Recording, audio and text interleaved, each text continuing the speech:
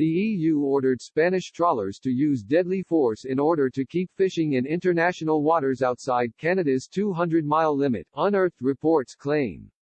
Before the negotiations on a future trade deal between the UK and Brussels even started, the French government made it clear to the EU's chief negotiator Michel Barnier that he had to push for stronger commitments on regulatory alignments and access to UK fishing waters in return for maintaining free trade.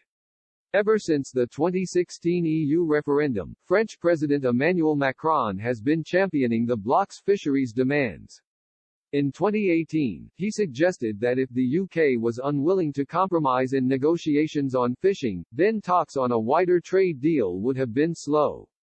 And in February, the Frenchman claimed he was willing to put up a fight over the issue. Despite Mr. Macron's hardline stance, the UK insists any fishing agreement must be separate from the trade deal with access negotiated annually in a similar fashion to Norway's agreement with the bloc. Norway is an independent coastal state, with the rights and responsibilities under international law associated with that status. Stocks shared with the EU are managed through annual bilateral negotiations. Each autumn these talks set total allowable catches on the basis of scientific advice. This contrasts starkly with the current position of the UK fishing industry within the EU's common fisheries policy, something the EU wants to maintain at all costs.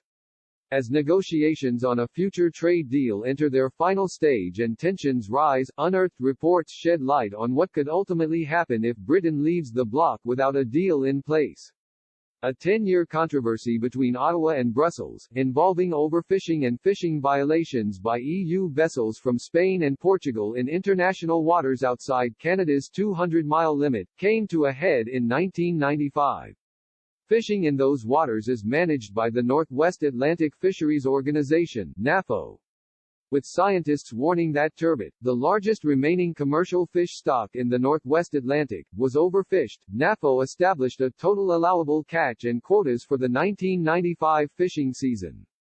However, responding to pressures from Spain and Portugal, the EU objected to its quota and adopted a much higher one, precipitating the turbot war with Canada, which saw Brussels ordering Spanish trawlers to use deadly force.